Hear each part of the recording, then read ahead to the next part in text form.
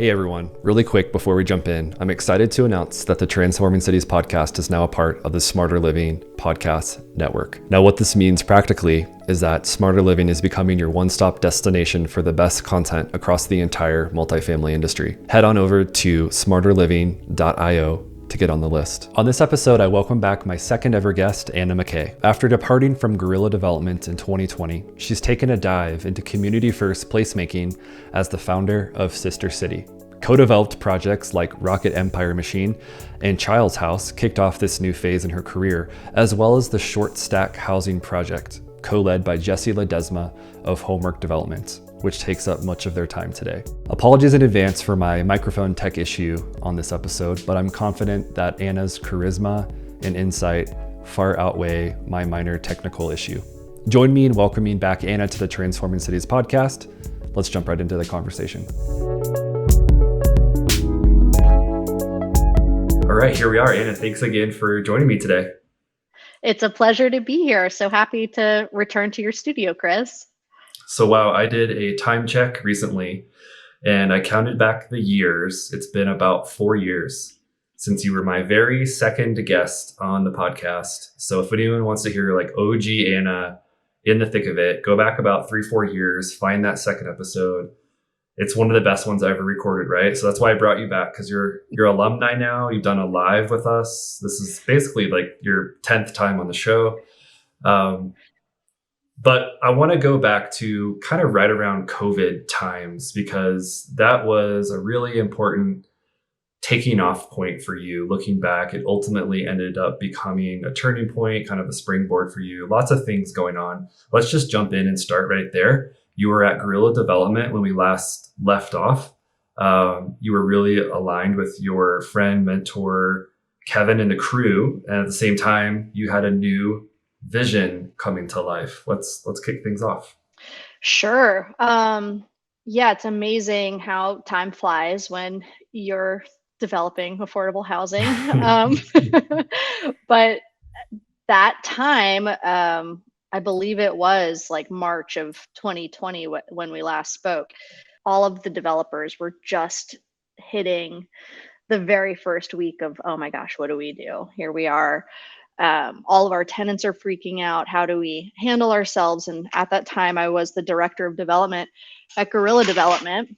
And part of our responsibilities there were taking care of our, at the time, 96 tenants. And it is such a gigantic part of what makes that company so special, is how hands-on they are and focused they are, not just on the development process, but that long-term health of the buildings. That was really inspiring to me and always had been. But, you know, before COVID hit, Kevin and I sat down to have a conversation where I didn't know it was going to end like this, but I put in my notice, and that was February of 2020.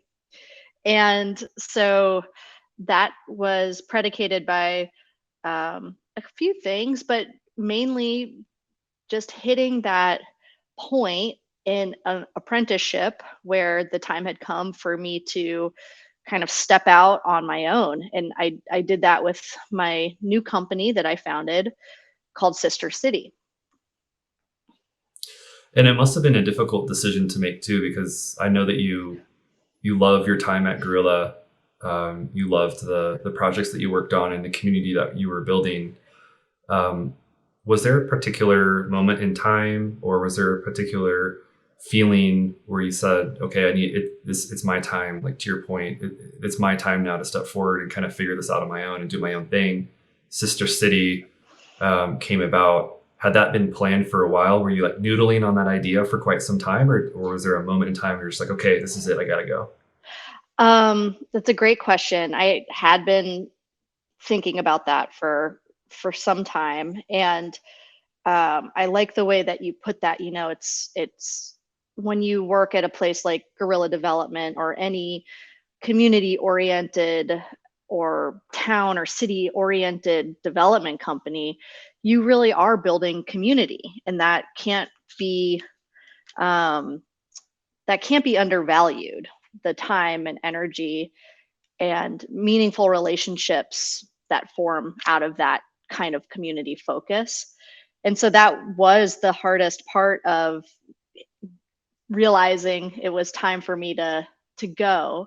But it there was this other side for me that really came down to this idea of like, okay, well, I am a youngish woman, an emerging developer, a creative, like outside of the box thinker, maybe not like every other real estate developer I meet.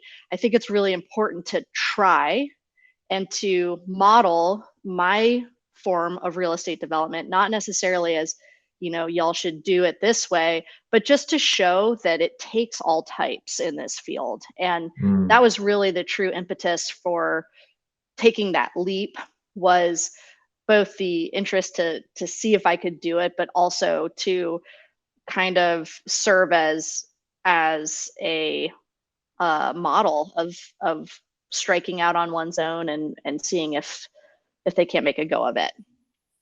I'm curious if you would tell the story of Sister City. The story behind the name is always interesting to me.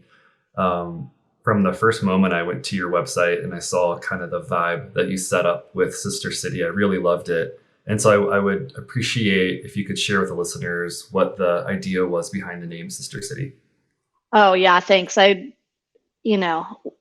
with all great business ventures, it starts with the name, right?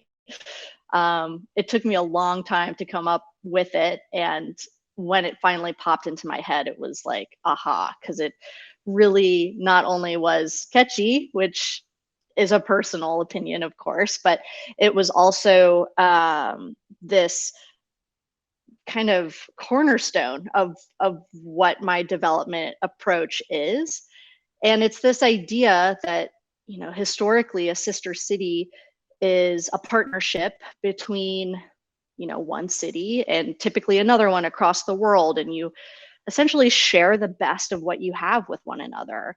And there's this spirit of diplomacy and curiosity and listening. And these are all things that were so important to me in my development practice, and that I really wanted to carry on with my company. And so ultimately, Sister City is, of course, also a nod to just being a woman in this field. And,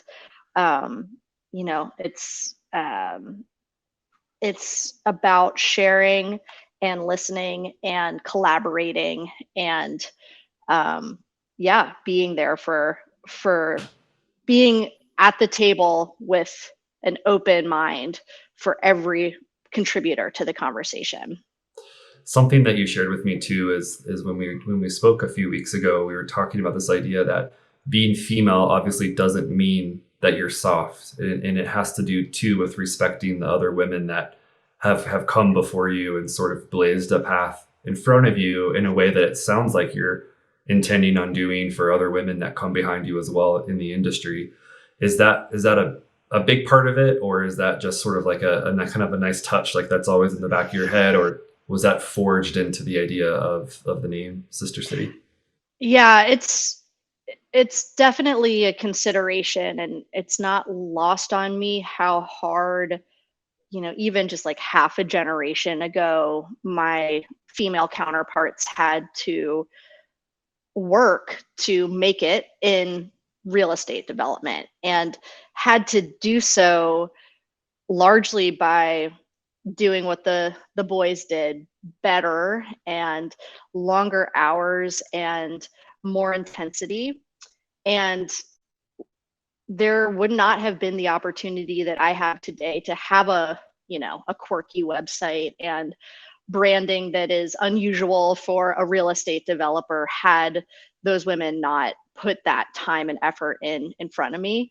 But I am really curious and into exploring these ideas of, how can we embody femininity in business, not just that softness, as a counterpoint to, perhaps women having to embody a more masculine approach to like play the game up to this point, but how can we bring those other qualities of being a woman into the boardroom, so to speak? So, echoing before, it's a greater spirit of collaboration, it's ingenuity, it's grit, it's determination, it's creativity, it's all of these things that are really refreshing to bring to an OAC meeting, for example. Yeah. If everyone's honored as the experts that they are, and everyone's opinion matters, it really fosters a different kind of collaborative effort around placemaking. Speaking to that, and I guess building on that a bit, hopefully these questions dovetail into that topic well. I'm curious if you've found that you're being treated a certain way because you are a new group, because you are a female-led group, or even because you have a unique approach to the development work that you do. I'm curious if you've noticed any of that, or if you have any stories that have come from your experience now sort of on your own, and not part of a larger group like Guerrilla. I love getting this question because there's lots of kind of, oh my goodness, answers to it. And absolutely, it's there. As much as we're in the year 2023, there's still an incredible amount of stigma around being a woman in this business. And one such example, my business partner, who I am co-developing this multi-family missing middle housing product called Shortstack with, her name is Jessy Ledesma. She owns her own real estate development company here in Portland called Homework Development. We were looking for sites for Shortstack and found this kind of out of the way property on something like Redfin. So although it was zoned such that it would be really attractive to a commercial real estate developer, it wasn't being brokered by a commercial real estate broker. It wasn't on LoopNet. So we found we kind of stumbled across something that could be really cool here.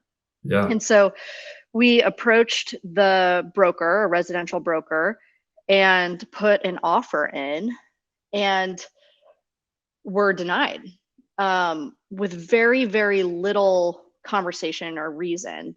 Basically, my client won't entertain that offer. And I will say, we offered slightly below asking, but a price that was certainly backed up by market comps. And so we got it in our heads to call Kevin Kavanaugh, again, of Guerrilla Development, and ask a big favor, which was, hey, would you mind calling this broker and putting in this exact same bid for this land and seeing if he doesn't accept it? And sure enough, that day, with very little fanfare, Kevin was approved for a purchase of this land on the same bid. Wow. And he, it was always, assumed that he would assign it to us, which he eventually did. But it was a real kind of aha moment for that broker. It was kind of okay, Kevin shows up to the meeting and he steps aside, and I'm standing behind him, and I'm like, it's me, it's us. And I'm not sure that anyone really learned anything there, unfortunately, but it did kind of underline, you got to just stay creative. You can't take things too personally. And as with all things in real estate, there's usually a way to get to yes, depending on who you're willing to recruit in your mission to get there. Yeah. And I know we're laughing and kind of smiling about this because maybe we don't know what else to do, but that is to your point about it being 2023. That's very disappointing, even in an area that you would think, and I'm speaking to Portland Metro, that you would think would be very open to this, no issues whatsoever. It's tough. It's a tough story to hear, but highlights obviously the ingenuity that female developers still need to lean into. And in this case, it's a perfect example. Yeah, and I mean, that's not even scratching the surface of how challenging it is for, my contemporaries to get to the same place. Like, at least I could call Kevin, and I think it does highlight this interesting juxtaposition between being in a very progressive city where outwardly there's a lot of support for these creative ideas, but when it comes down to it, there's still a lot of good old boys, kind of holding some of the reins, and it's just a slow transitional period to some progressive utopia right on the other side. Right. Thanks for listening to this episode of Transforming Cities, brought to you by Authentic. Authentic delivers premier multifamily brand experiences and smart digital marketing. Our proven approach aims to accelerate leasing velocity, boost rental rates, and increase long-term value. Simply put, we see brand as a business asset. You can find out more at authenticff.com. Well, it's not that you haven't got anything done, so I'd love to transition into a couple of co-developments that you already have under your belt. Sister City is still really new, but you've had opportunities to co-develop to this date already. Some really cool projects. There were two that we had kind of chatted about before hopping on for our discussion today. I would love for you to just name those and kind of run through what those projects are all about. Absolutely. Yeah. So the first of those projects was actually kind of my swan song at Guerrilla, and it's called Rocket Empire Machine. And this is a really quirky adaptive reuse of a 2,500 square foot service station from the 1950s in a Northeast Portland neighborhood called Montevilla. And our vision for it was to kind of riff on, if you're familiar with these projects, the Ocean and the Zipper, which were these micro restaurant clusters. So the idea being, you shrink the square footage, the basically the rental burden of a restaurant to its most bare bones, and then you share amenities outside of that. So you have you share a grease line, you have bathrooms that are communal, you have indoor and outdoor seating areas, so that you really clear the way for emerging restaurateurs to be able to kind of make the jump from a food cart into a brick and mortar space without necessarily compromising that communal element that makes places like food cart pods really appealing for families to go to, because there's lots of options. So this particular project has 5 retail spaces, and because we had done this twice before and learned each time, the focus of Rocket Empire Machine was to take a very deliberate and considered approach to entering a neighborhood where we hadn't been before. And in this neighborhood, it's one of the largest refugee resettlement areas in Portland and has an incredibly robust Somali American population, Burmese American population, and Mexican American population. And it was really part of the vision to not only get hipsters eating fried chicken at another right. like cute restaurant. Let's be real. Yeah, let's be real. How can we design and make this a place where, people in hijabs feel comfortable eating, and, they'll meet their neighbors here and they'll try different foods. And, I wanted it to, at the risk of being kind of grandiose, it was like, what happens when a development becomes more of a melting pot? And so it became really important to try to figure out, okay, well, how do we make this a more attainable retail space? And so we kind of riffed on some ideas of internal subsidy, which I did in a project called Jolene's First Cousin, prior and some others, but generally the idea is you use market rate units to offset an affordable unit within a larger development. And so at Rocket Empire Machine, we had one unit that was granted was called a non-displacement benefit, which essentially acknowledges that what our development is doing is gentrifying a neighborhood. Like rents are going to go up for retail because this project is there. But in this unit, we will hold that kind of naturally occurring affordable rate for 3 years, because anecdotally we were hearing if retail spaces can hold on for those first 3 years, that their gross revenue will rise to meet those of the kind of influx of businesses coming in. And so it just became about how do we hold those folks in place.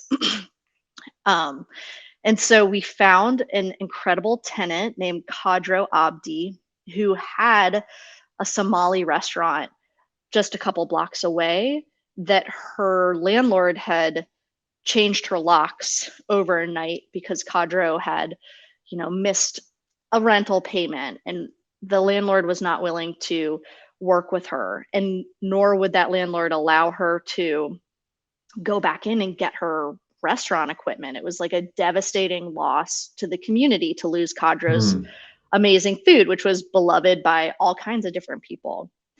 And so Kadro became the recipient of that non-displacement benefit, and her restaurant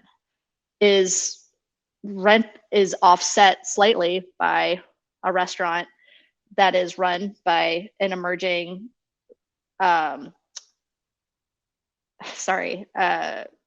there's like a really established beer brewery, and then there's the second location of this beloved pie store called the Pie Spot.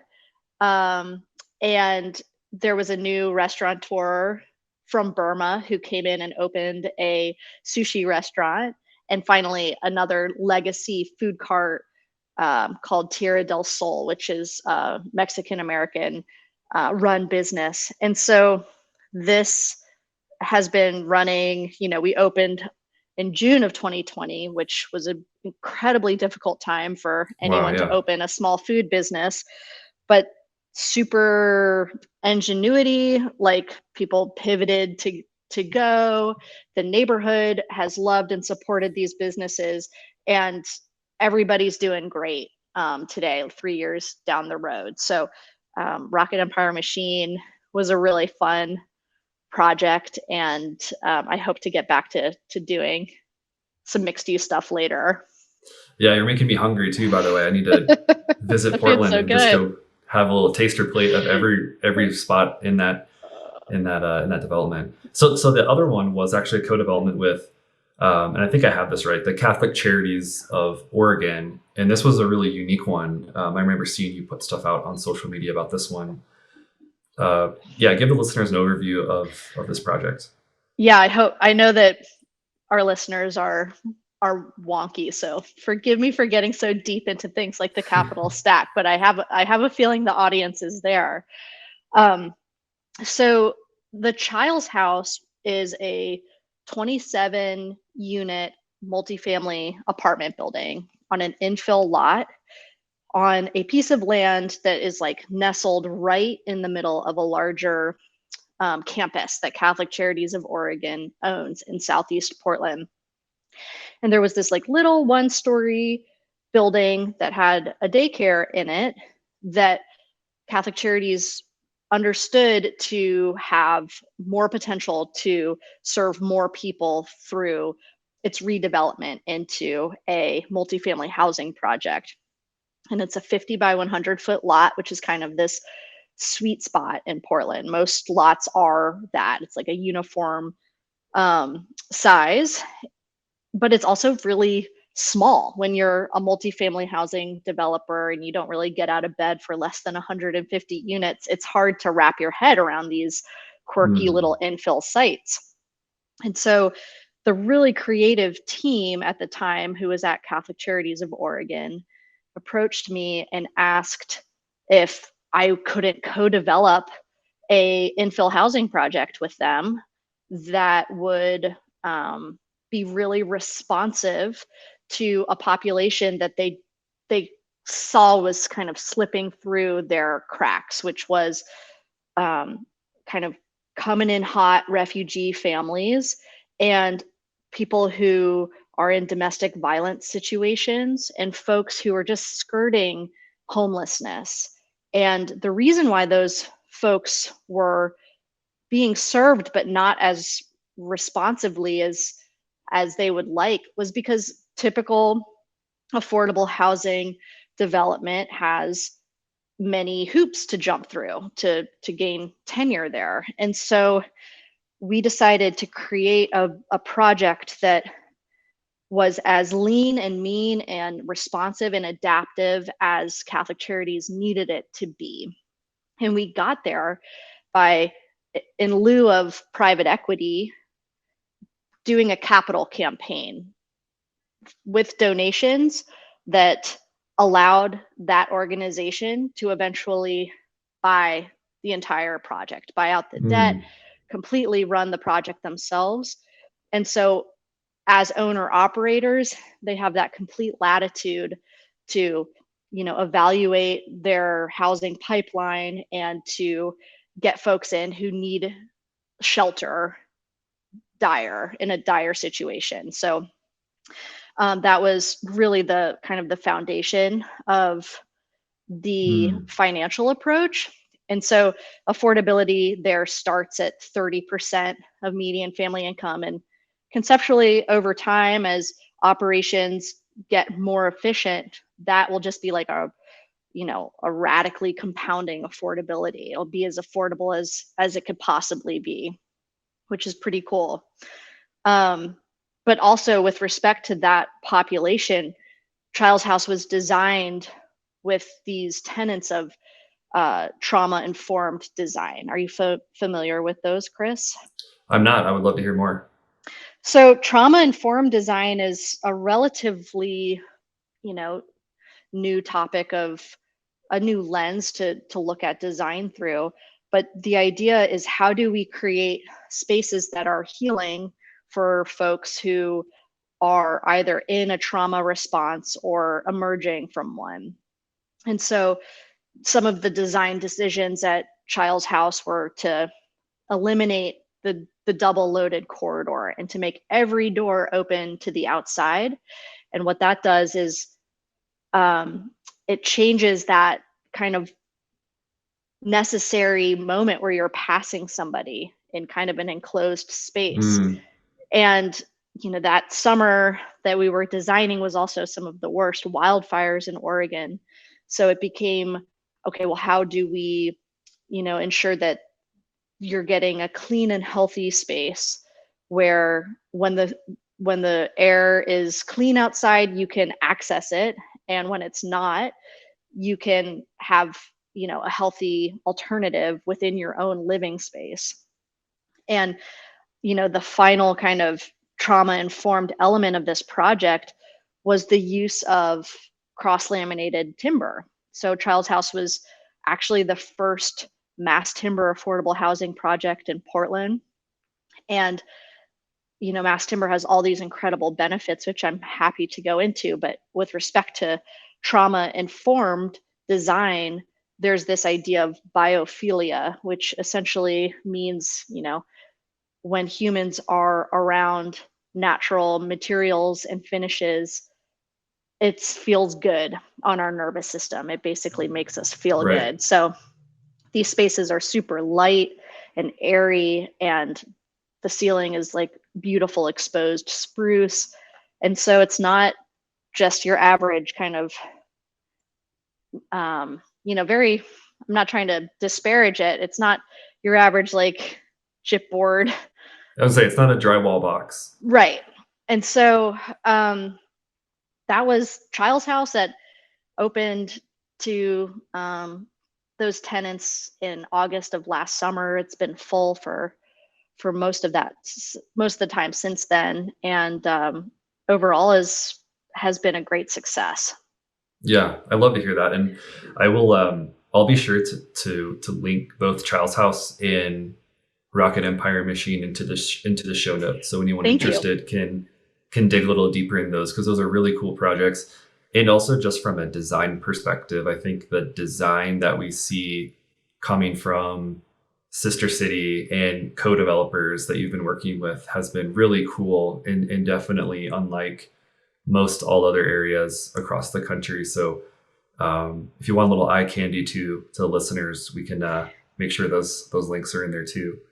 Thanks, Chris.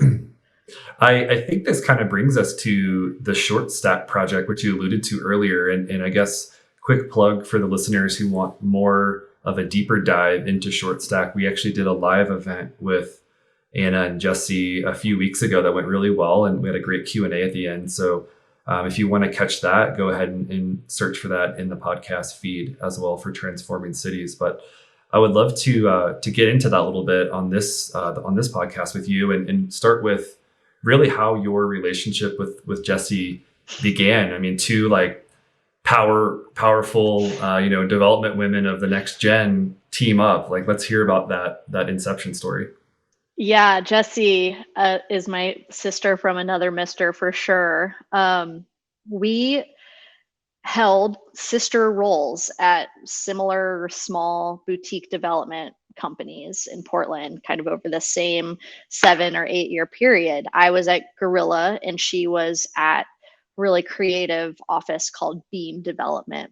And they primarily focus on adaptive reuse to creative office in Portland's central industrial east side. And she was the development manager there. And occasionally we would just grab coffee, and it was mostly business, but it was often, talking about what it was like to be raising children and working these kind of intense positions, and navigating kind of that work-life balance. But she was always somebody I really admired and had hoped to cross paths with after I struck out on my own, which indeed we ended up doing with this idea for Shortstack. I remember a conversation we had a couple months ago now, but it, to paraphrase, you said something like, so for me, I had a son over COVID. I had an actual baby. And so we were joking how I had a baby and you had a baby in the form of a business. You already had your babies, but you had another one in the form of Sister City. And you were talking about how, like, during that deep pandemic era, you guys would still meet up. And you said there came a point when instead of it being a coffee, it ended up being like, let's actually like go get a drink. Stiff drinks. It's time to get the stiff drink. And that's kind of like when this idea of I believe at least Shortstack kind of came up, and you were like, noodling on paper napkins. I don't know how that scene was really set up, but talk us through, like, how did you go from connecting over that stiff drink to Shortstack, and please, by all means, please let the listeners know what Shortstack is. Yeah, I mean, Portlanders are hardy. Even when it rains, we don't wear rain jackets. It's like a thing. But can we all just like take a moment and remember how hardy we all had to get during COVID? I remember this stiff drink. It was like pouring rain. It was dark out, and we were in one of those little like parking space cabanas. Like, oh yeah, doing our best to keep our teeth from chattering as we discussed what would go on to become Shortstack, which initially was Jessy's rapid response to a pair of housing bills that got passed in Oregon and Portland. The first of which was Housing Bill 2001, which essentially abolished single family zoning in Oregon and cleared the way for duplexes, triplexes, quads, cottage clusters. And the other was this residential infill project and better housing by design, which kind of took those foundations that House Bill 2001 laid and kind of expanded it further for Portland proper. And so all of a sudden, single family lots could have a quadplex on it. And Jessy really smartly, thought, okay, well, how do we start plugging that gap as quickly as possible? And you can't get far in Portland placemaking without also talking about mass timber. So from the beginning, we were also seeing how mass timber could plug into it. And so what Shortstack has evolved into 2.5 years later is a missing middle housing product that's super versatile. It's like a kit of parts. And depending on your lot dimensions or your zoning, you can reconfigure it in several different ways to respond to basically housing need in an infill setting. And so we have, studios, 1 bedrooms, 2 bedrooms, 3 bedrooms, and all of those can stack like Legos in 3 and 4 story multifamily blocks, basically. And we're also developing a 2-bedroom cottage product that here in Portland, we could take advantage of this cottage cluster zoning and allowances that have been recently passed, but many other jurisdictions across the country are working with it too. And the ultimate goal is through the development of our first phase of Shortstacks, which includes 71 apartments over 2 sites and 15 homeownership cottages over another site. We want to create a licensable product that other developers can use to solve for the missing middle housing crisis. And for us, that's, housing attainable to people who make between 60 and 100% of the area median income. Yeah, this is a super fascinating topic. And again, I'll kind of plug this other conversation that we had with Jessy, a part of it. You both went through a few, I should say, like a deck of slides that were really insightful and really interesting. So I recommend anyone interested to take a look or take a listen to that. And also visit the Shortstack Housing website, which we'll share that in the show notes as well. But to this point, talk to us about what those current sites are made up of. Is that in someone's backyard? Are these, open lots? Are these, with the opening up of the zoning possibilities, where did these new opportunities end up landing for Shortstack? Yeah, that's a great question. So our idea is that eventually it'll get kind of smaller and smaller until you're down to your like 1 building block. And that is a thing that a single family homeowner could decide to put in their backyard or put a duplex in their backyard, for example. But to start out, we had to kind of test the basis of design at scale. So out of our 2 multifamily sites, we have a 10,000 square foot lot and a 15,000 square foot lot. And those are both 4-story developments. Shortstack Belmont, which is in a southeast neighborhood in Portland, will have 30, how many units? I think it's 31. I can't remember right this second. 31 units. And then Shortstack, Mississippi has 36 units. And so that kind of gives you an idea of, we're not going 5/1. These aren't 150 unit developments. These are what we like to refer to as neighborhood scale. So, ultimately, I think, you could get down to that 1 or 2 Shortstack components on your site. But to start, we're testing it at a larger scale. Talk to me a little bit about the capital stack for this type of work, if you're willing. I feel like this is a really often undiscovered or untouched part of the conversation, and unless you're sort of like in the conversation yourself. What can you share with the listeners about how funding works for a Shortstack product? And I'm sure that's a huge question, but can it be distilled into kind of a few key themes with what you've seen so far? Yeah, I think the like broad statement at the top is like missing middle housing is called missing for a reason. It's notoriously tricky to develop. And as Chris says, we've got this LinkedIn Live thing. If you end up listening to it, great. Just to like do a micro recap, regulated affordable housing is typically supported by public funding sources like low income housing, tax credits, or state grants. Market rate housing is supported by market rate returns. And so there's this broad swath in the middle from about 60% of your area median income all the way up to 120%, depending on where you live, that is considered the missing middle. And it is not necessarily supported by government subsidies. And so to make it pencil, your capital stack has to be this kind of incredible Frankenstein of light public subsidies, favorable loans from foundations, alliances in an LP position with impact funds.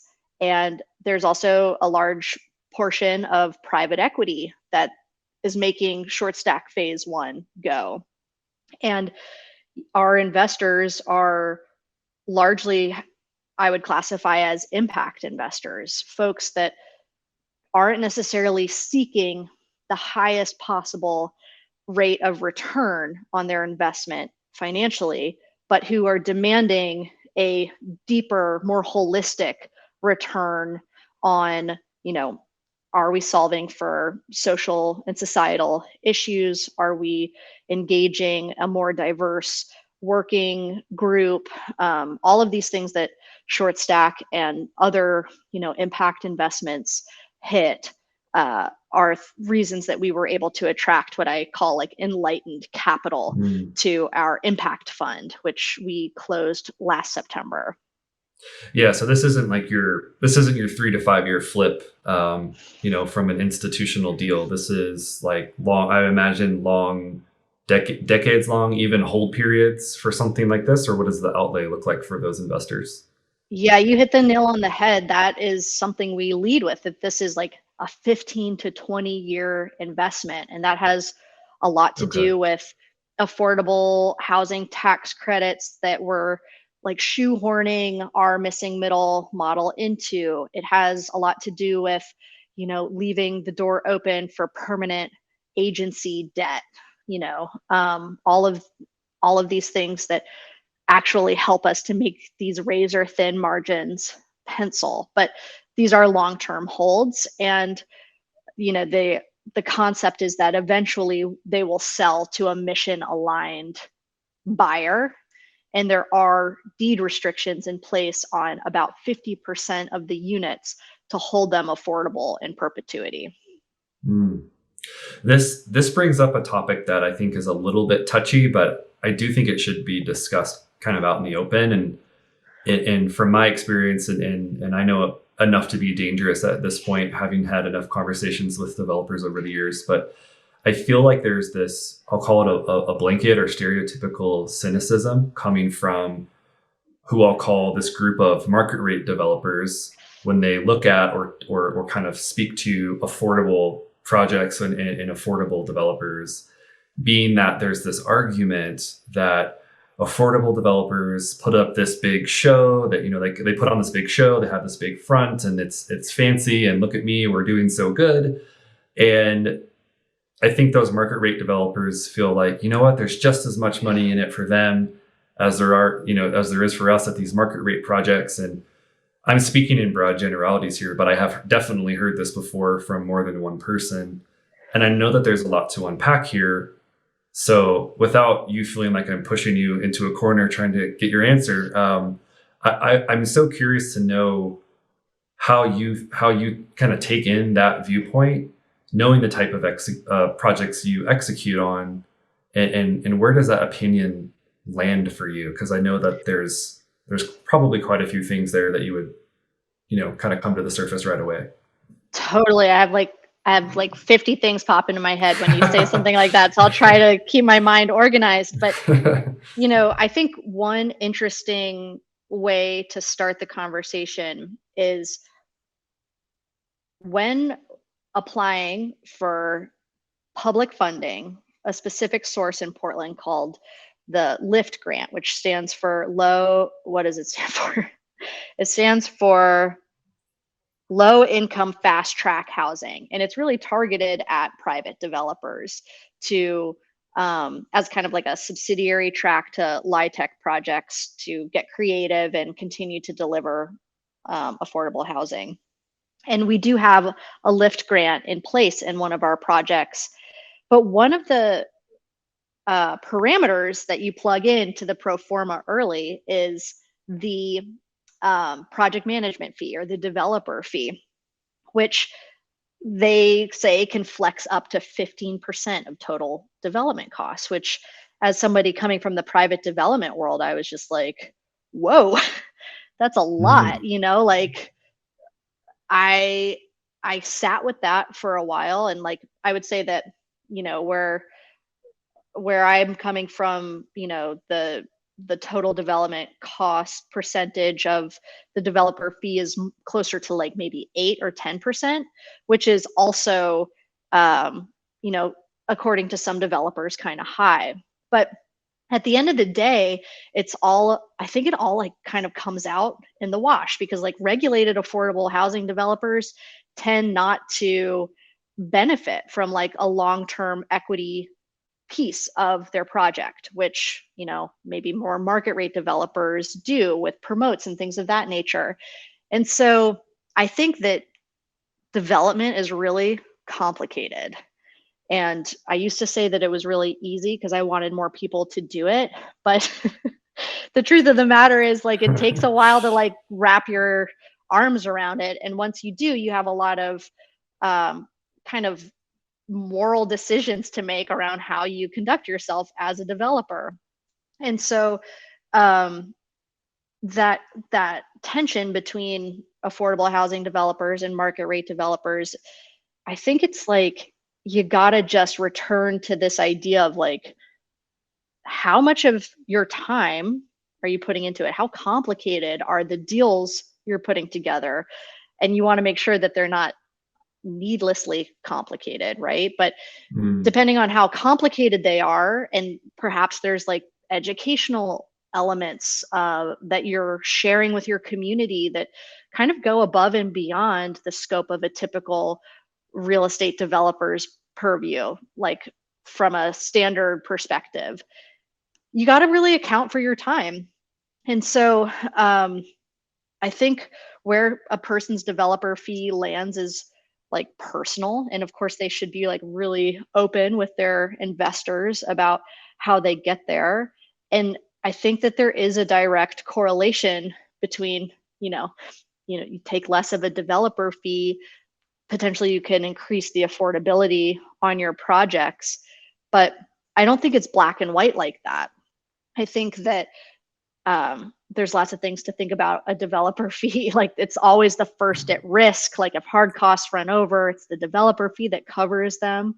And so, gosh, I'm just like kind of talking a lot about developer fee. But well, one of the things you told me was that at the end of the day, there is just no playbook. And oftentimes these, missing middle projects, these affordable projects they are more complicated. They have more moving pieces. There's more to them. There is sort of a rhyme and a reason to each individual project. It's not a template that's being stamped out the same way every time. And what I had written down was, you said, why wouldn't we be compensated the same as a market rate developer? Because arguably in some instances it is more complicated and more difficult of a challenge as compared to, your status quo development project, let's say. I would definitely agree with that. And, it's kind of running parallel to this other phenomenon I'm seeing and have noticed, that like there's this assumption too that BIPOC and female developers should be developing affordable housing, which I think is kind of BS. I happen to be a female developer who is focused on affordable housing right now, but that's like a very like concerted decision I made. And I want to like, I want to just like ask everybody in the development community to like assess assumptions they're making and um, pathways that they're setting up for emerging developers. It's like, I like to say that real estate development is as wide as your imagination can take it. You could do whatever it is you want to do. You could focus in whatever world it is you want to focus in. And we should really embrace that and understand that these diverse voices that are just starting to come to the fore in a more meaningful way in our business could have some of the most incredible big ideas that we've have yet to come across, and that affordable housing is one path to go, but it's certainly not the only one. Yeah. I think that's a great way to start to wrap up, because I'm curious to hear your thoughts around just the development world in general, like where it's headed next. What do you see coming in the next few years? Is there going to be an emphasis or a focus that maybe you're already seeing creeping into the industry? What would you say to that question? However sort of narrow or broad do you want to take it? Yeah, I have a couple thoughts. I think I'll start with like Portland or Oregon specific. Our recent governor, our recently elected governor, on her first day of office, signed a bill into place, basically demanding that we produce 36,000 units of housing on an annual basis, which is an increase by over half of what we're producing currently. So in Oregon, I think that there is going to continue to be this emphasis on creative ways to deliver housing, and we're leveraging really neat materials like mass timber to get there across the board. So I'm really excited to see what we continue to what great ideas continue to emerge from the development community, and I'm really hopeful that policymakers and those who can kind of clear the way for these projects to actually break ground continue to ask themselves how they can be advocates, because it's going to be a very difficult goal to meet if we're not all working together. And I think more broadly, I am very hopeful that investor capital is going to continue to support the most triple bottom line projects out there. It's like we can't deny the state of our climate. We can't deny the state of our social unrest. And real estate development is this incredible keystone. And of course, I'm partial because I'm a developer, but it's this incredible vertical to revitalizing communities, redistributing wealth, all of these amazing levers that we can pull through just making places. I'm hopeful that investor dollars will continue to support what I would consider impact real estate investors in their projects.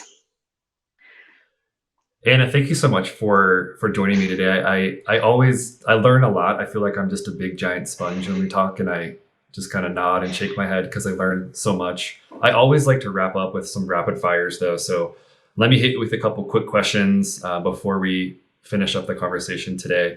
Is there a developer out there that you feel like you particularly admire, maybe like a developer crush, if that's a thing? Is there anyone that comes to mind?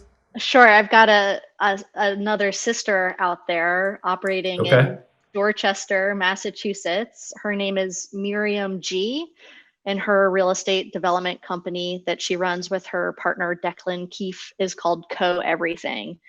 And she is, when I get on the phone with her, I'm like, there's other people out there who are trying to like kind of cram all of these other kind of social missions into placemaking, and she's been at it for a really long time.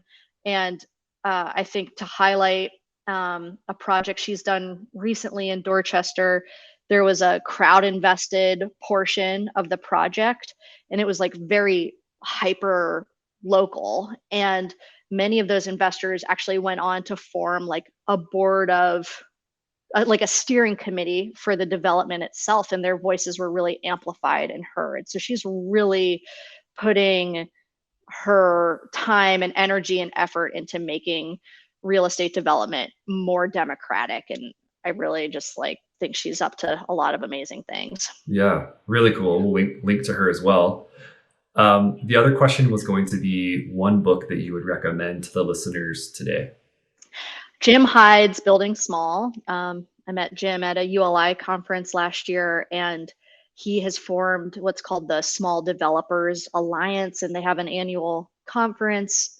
He's really shining a spotlight on just like these small incremental developers, which may have technically small projects, but have this like amazing catalytic effect on communities. And so that's kind of the playbook for developing small. Anna, thank you again so much for joining me today. There's only one more thing to do, and that is to roll the red carpet out for you. Tell the listeners what you're up to and where they can find you online. Thank you so much, Chris. Yeah, you can find me at sister-city.com. I definitely want to highlight that I do a monthly coffee talk, and that is open to the public. 5 people can sign up, and it's this just like open forum, free-flowing conversation between me and 5 of y'all. So don't hesitate to keep the conversation going. If anything we talked about today is interesting to you, hit me up on LinkedIn. Follow Jessy too, and keep abreast of Shortstack and Sister City. It's wonderful to be able to talk to y'all. Thank you so much. Absolutely. Anna, thank you again. Bye, Chris. Take care.